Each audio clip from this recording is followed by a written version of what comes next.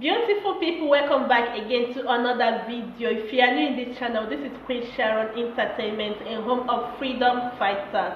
If you haven't joined our family yet, join us by hitting the red button down below on the bell notification icon, so whenever we have a new video in this same channel, you will get notified. Thank you so much for tuning in, and I love you all. So my people, I have a video here that I want you all to watch, and I myself will be watching with you in this particular video. Feel free to let me know what you think about the video after watching on the comment section below. Like and share this video, and I will see you again in my next one. Well, you see, the attack by Governor Umahi on the judiciary and on the judge, and his tongue lashing of that very judgment, which was seen to be very, very acidic, I should say it's a part of the character of the governor, because in Ebonyi State we have learned to live with his excesses, and he is generally perceived as somebody who is a bully and doesn't take to any opinion that is contrary to his own. So to that extent, his vituperations represented his totalitarian and dictatorial mindset, which of course was condemned by the Nigerian Bar Association president. And of course, you have also heard that he has apologized. You may also recall that in the year 2020, when he banned some journalists from entering government house, and the entire media, centers all over the country descended on him, including the Nigerian Bar Association, Nigerian Union of Journalists, the Guild of Editors, and others, the same Umahi had to recant and also had to apologize. So I would say that he's always an apologist who is also suffering from apologia. In other words, he may be somebody that may be described as not having a very stable character, because at that level of position, when you are a governor, you are expected to be a leader who should have certain qualities. And this is a democratic dispensation where everybody is entitled to his opinion. And even if the judge or the court came up with that ruling, you knew that that was not going to be the final statement on that. You still had the Court of Appeal to go to, and of course the Supreme Court. Yet he descended on them. That is what we have been suffering. The way he descends on the people of Ebonyi State. The way he manifests anarchic tendencies, which have been inflaming passions all over the place. So that's what we have learned to live with, my brother. It's a very terrible situation. The people of Ebonyi State are highly jubilant. People are happy, they are celebrating all over the place, and some of them who are afraid because of the dictatorial tendencies of the governor and his unpredictability, who prefer to, celebrate quietly, maybe in their homes and in such other places where they may not be, seen. So that's the scenario. People are happy, not only in Ebonyi State. As I'm speaking to you, I'm talking from Enugu. And I have been able to monitor, events, how people are reacting and responding to this development from the entire Southeast. People are jubilant. The people of the Southeast are jubilant because there is a thinking that some of the excesses we are getting from our present crop of leaders should be checkmated. And so that judgment came at the right time to try to instill discipline into the attitude and conduct of the political class. You can't just be moving up and down and talking anyhow. You were elected and you're from a particular platform. So why can't you organize yourself? And of course, he has not adduced any reason why he had to leave the party where he was in. There was no conflict in the party. There was no division there. But it's only recently that some people have opined that he may have decided to leave the party because he felt that that would be a better way of saving himself from the inquisition of the EFCC and other agencies of government because of his excesses. And because he's also a leader that has been associated with a lot of issues. He has a very voracious veracity for self-service, using the instruments of government for his personal enrichment and so forth and so on. Okay. So these are the issues at stake. And so people are quite jubilant. They were happy. Even though he has said he has appealed, well, let's look at how the issues will play out. Okay. Just to create some level of balance, and balance is needed here, are all of this your allegations because you are fighting with the governor? Because you once served as the director of media and publicity for Governor David Umahi's campaign organization called the Divine Mandates. Is it because you are falling apart? That's why you are saying all of this? And secondly, didn't you know all of this about him before you served as the publicity director for his campaign? Can I also add a third one to it? Okay, is it that you sold a bad product to people? Thank you very much for that important question. Yes. I want to thank you for that important question. But let me make this observation. As at the time I worked for him as Director of Media and Publicity, 2015, before the elections, when he was elected for his first tenure, remember that even as a father, it is not all the time that you can vouch for your children that you give birth to. Even God, who created man, after creating man, eventually regretted creating him. So if I had known somebody, and then there was a political movement, and I was called upon to play a certain role, and that person eventually gets elected and gets into office, and decides to behave anyhow or to develop excesses and becomes uncontrollable, and is not ready to take advice from anybody, including traditional rulers and all kinds of, nobody can ever. He wants to control all the three organs of government, himself alone. I cannot be blamed for disagreeing with him because I'm not his maker, I'm not his parents, and even if I were to be, we have had instances where such people or institutions became flabbergasted and had to disagree with such individuals. So that's the point I am making. I cannot tell you that I will permanently be vouching for somebody simply because I worked with that person a certain time ago. Because human beings change every time. And so if he changes and becomes, what he's becoming right now, and of course the entire country is now seeing what he's doing, you see, and so I think I'm not the only one that is disagreeing with him. You have seen many people. When I started criticizing him openly, I told him that some of the things I have seen you do are things that I cannot personally stomach. And I gave him a notice that if he does not change from some of these things, that I'm going to start disagreeing with him openly. And I said it.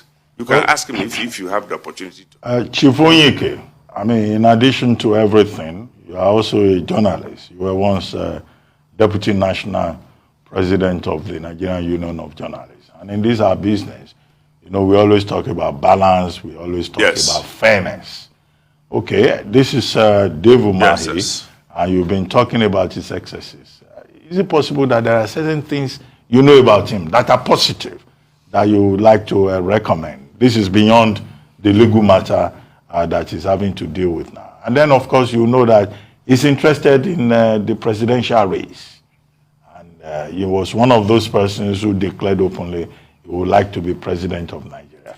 Are you saying that, in fact, that particular ambition should be considered dead on arrival? Well, let me take the first question. I think somebody cannot be totally evil or bad. There must be at least 5 or 10% aspects of his life that would be positive. I think Umahi is a young man who bubbles with a lot of energy.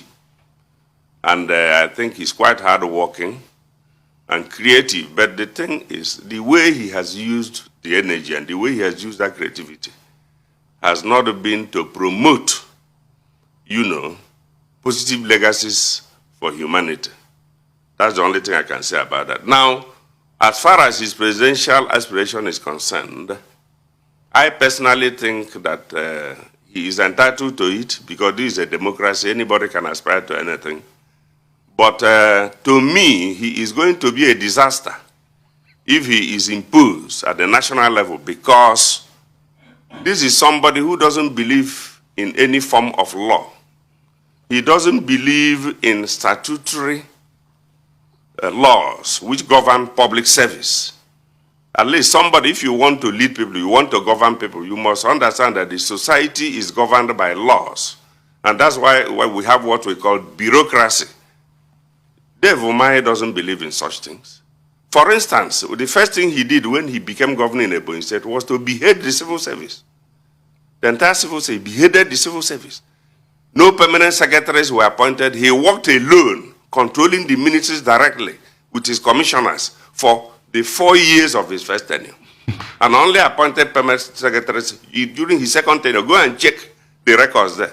Which means that all the appropriations that were executed in those ministries within that period may have been null and void. You see? But he failed to take advice from anybody. So coming to talk about presidency, I don't know how he will get about it. You know, Ebonyi State is a very small state, and we have to tell ourselves the truth. If you cannot run a state as small as Ebonyi, you are not paying the standard salaries to workers. The salary table he uses to pay workers is somebody, a director in Ebonyi State receives 100,000 naira.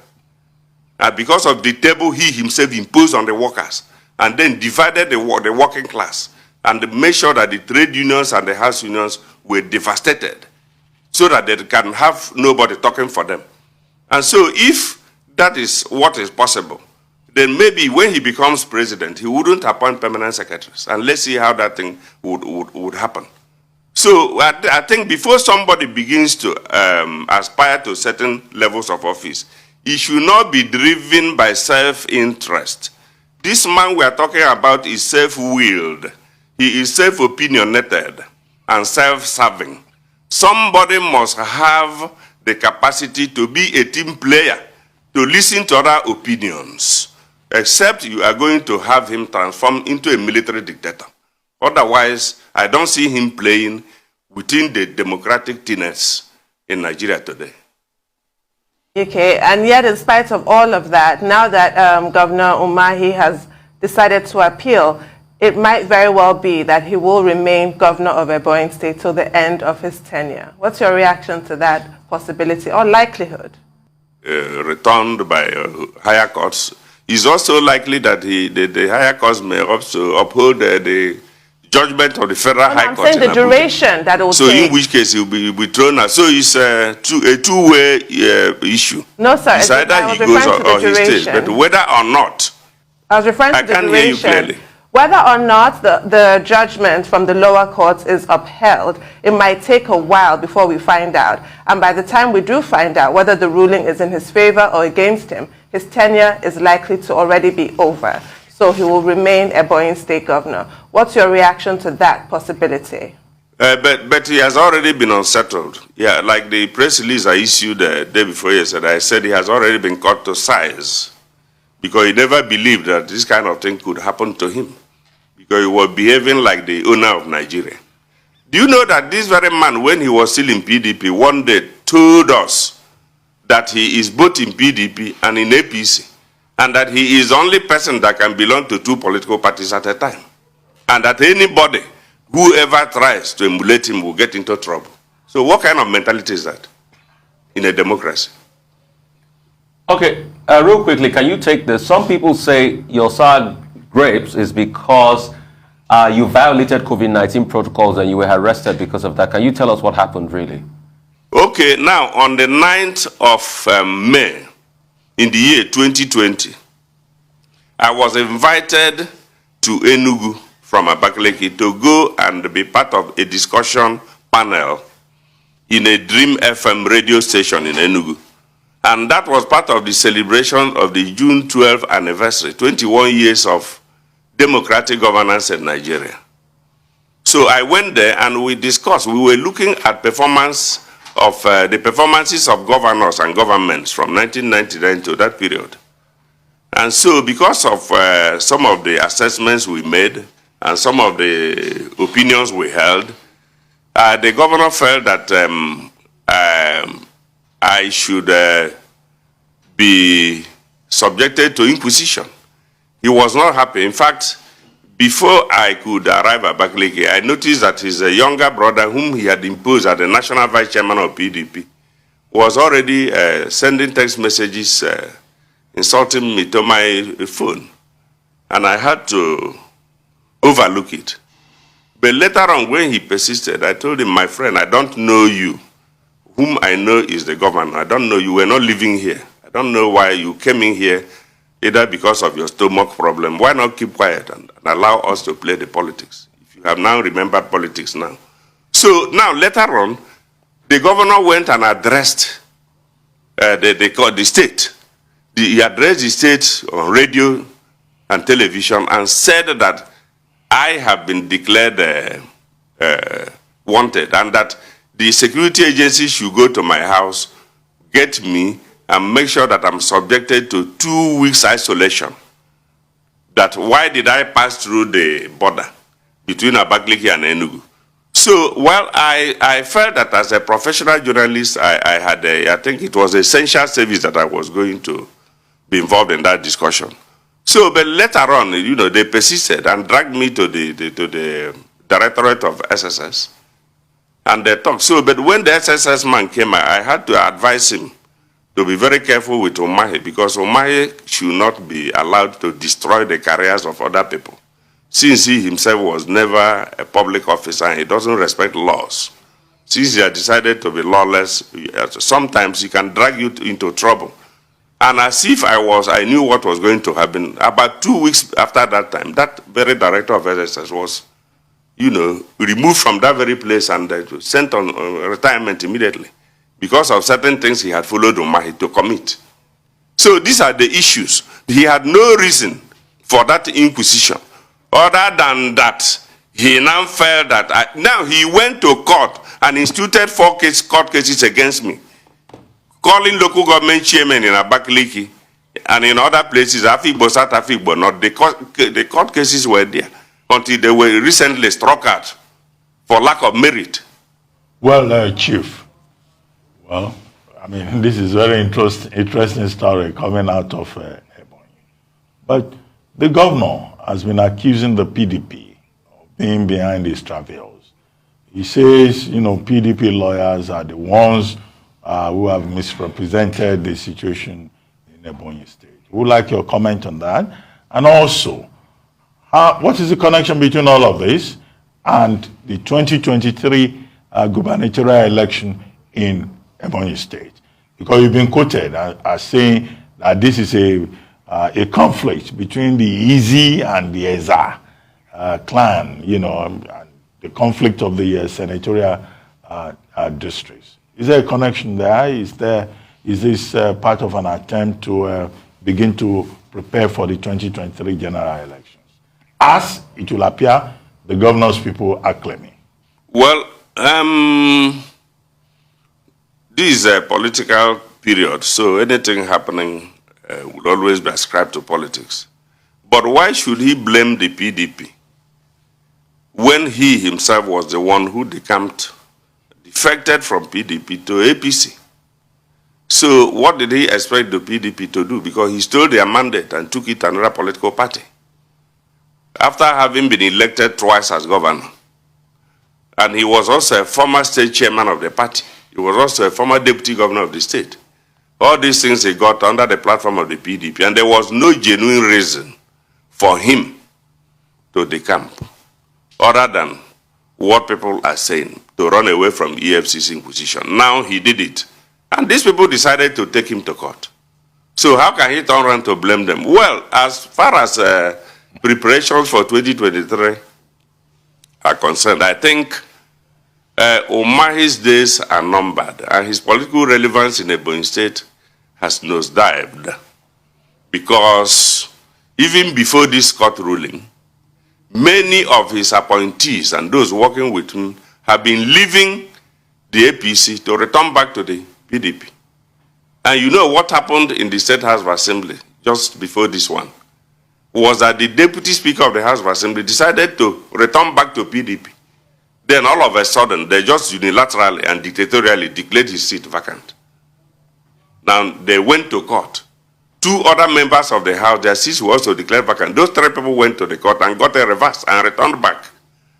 So I don't know what Umahi's fears are, but the issue is that he is not going to contest a governorship election any longer. So why is he insisting? Must he impose somebody like him on Ebonyi? Does he want to destroy Ebonyi permanently or what? Why can't he be satisfied with the opportunity he has had, which he has messed up? Many people are dying instrumentally, including retirees. He has never paid gratuity since he became governor in 2015. Yet he's amassing wealth all over the place.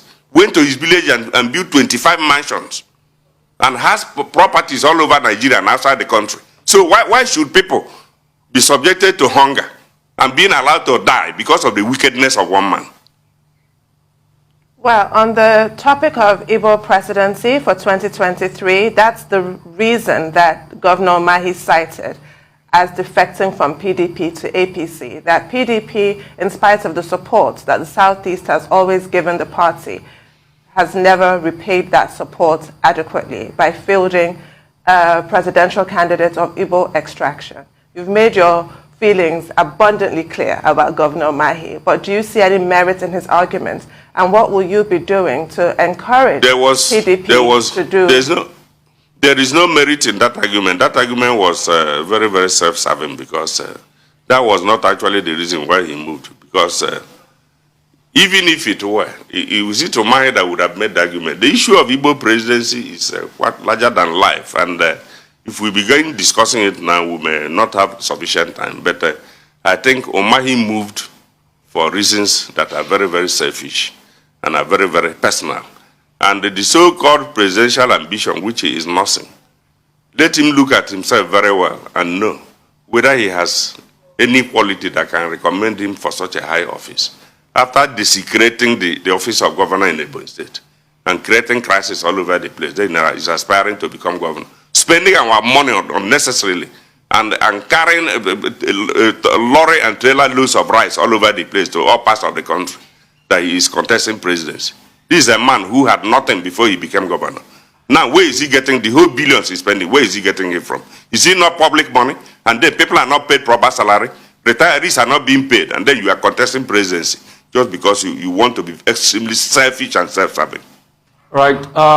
So much to unpack this morning as regards what is happening in Ebonyi State. I'd just like to ask you, what is the political outlook like? You said some people are jubilating at this decision and the likes. Some other parties too are saying, they're gearing up, Umahi will fight this to the very end. What is the political outlook really as regards, Dave Umahi and the state? And can you also chart a course for, as regards, development in the state for me in general? And I also want to bring up the case. Well, just a minute, sir. I also want to bring up the case, if you know anything about it, about a construction worker that has been missing for a while in that state. The engineer of a certain construction company that has been missing for a while. 5 engineers have been missing. And those engineers were working for a construction firm following the loans obtained from the African Development Bank for the construction of ring roads in Ebonyi State. Now, the 5 engineers had a direct conflict and disagreement with Governor Umahi. The vehicles they were given for their project vehicles, Umahi ordered them to bring it to him in Government House. Then, he also wanted to control the disbursement of funds for the construction work. And they said, no, that is not the way we operate. We are autonomous and independent. You don't have to come in.